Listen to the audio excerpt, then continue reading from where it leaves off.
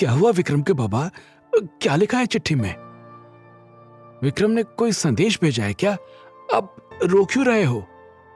विक्रम बीमार है, उसे चोट लगी है, इसमें डरने की क्या बात है? आपको पता है ना, वो अपना इलाज कर सकता है, ठीक हो जाएगा, बहुत जल्दी ठीक हो जाएगा। अब कुछ ठीक नहीं हो सकता मधु, सब कुछ खत्म हो गया, हमारा विक्रम हमें छोड़कर चला गया। शांतनु ने सिर झुकाकर कहा, मुझे माफ कर दीजिए माँ जी, ये खबर सच्ची है। दिल्ली में एक एक्सीडेंट में विक्रम की मौत हो गई। मैं उसके यूनिट से आया हूं। विक्रम हम तीनों का साथी था, उसके पास ज्यादा सामान नहीं था, जो भी थोड़ा बहुत था वो मैं लेकर आया हूं। गौरव और श्रीधर ने आगे आकर बक्सा विक्रम के माता पिता के सामने रख दिया। वो दोनों सब कुछ भूलकर बक्से से लिपटकर फूट फूट कर रोने लगे। कुछ देर बाद अचानक मधु ने कहा, मुझे अपने बेटे को देखना है। कहाँ है वो? जिस हाल में भी है मैं उसे देखना चाहती हूं। विक्रम के पिता ने अपनी पत्नी के कंधे पकड़कर उसे संभालने की कोशिश की। चिट्ठी में लिखा है कि एक्सीडेंट में हुए विस्फोट में सब कुछ जलकर खत्म हो गया, उनके पास हमें देने को कुछ नहीं बचा, हम आखिरी बार अपने बेटे का चेहरा भी नहीं देख पाए। मधु ये सुनकर बेहोश हो गई। शांतनु ने जल्दी से आगे बढ़कर उसे संभाला। गौरव दौड़कर अंदर से पानी लेकर आया और मधु के चेहरे पर छींटे मारे। श्रीधर ने विक्रम के पिता को सहारा देकर एक तरफ बिठाया। तब तक गांव के काफी लोग वहां इकट्ठे हो गए थे। औरतों ने अंदर जाकर मधु को पकड़ा और आदमी विक्रम के पिता को सांत्वना देने लगे।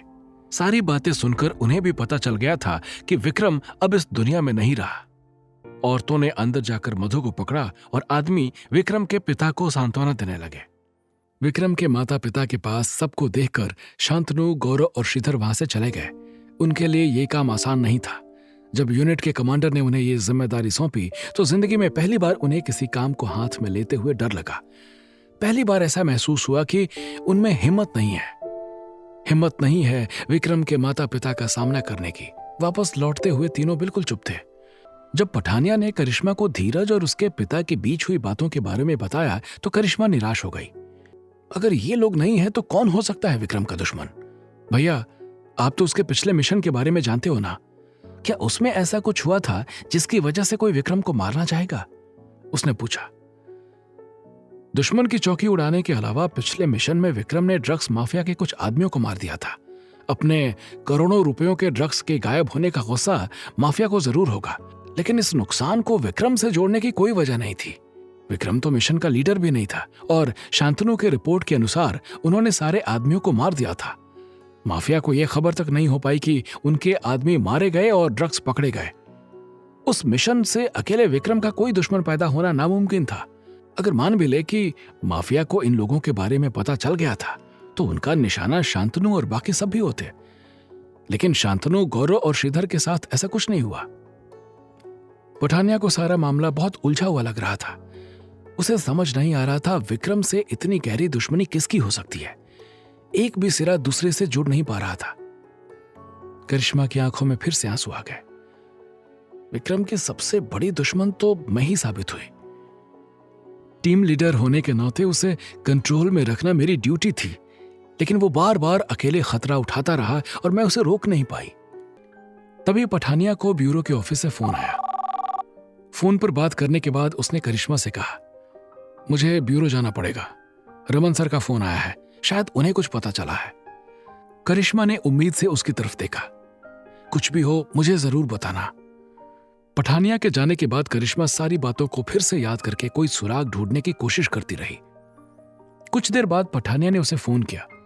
करिश्मा, तुम फौरन ब्यूरो के ऑफिस आओ, मैं कॉन्फ्रेंस रूम में तुम्हारा इंतजार कर रहा हूं। 20 मिनट बाद करिश्मा ने कॉन्फ्रेंस रूम का दरवाजा खोला तो वहां कोई नहीं था।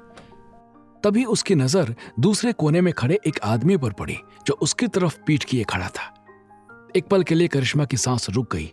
उस आदमी की कद काठी बिल्कुल विक्रम जैसी थी, लेकिन उसने चटक रंग की शर्ट पहनी थी जैसे विक्रम कभी नहीं पहनता था। करिश्मा ने खुद को संभाला। विक्रम का यहां होना नामुमकिन था। उसने गला साफ करके पूछा, पठानिया सर कहां हैं? उन्होंने मुझे यहीं बुलाया था। धीरे धीरे वो आदमी पलटा। वो विक्रम था। क्या ये सच था? क्या विक्रम जिंदा वापस आ गया था? आगे की कहानी जानने के लिए देखें अगला एपिसोड सिर्फ पॉकेट एफएम के यूट्यूब चैनल पर और कमांडर विक्रम चौहान के सारे एपिसोड्स को सुनने के लिए डिस्क्रिप्शन में दी लिंक से डाउनलोड करें पॉकेट एफएम ऐप।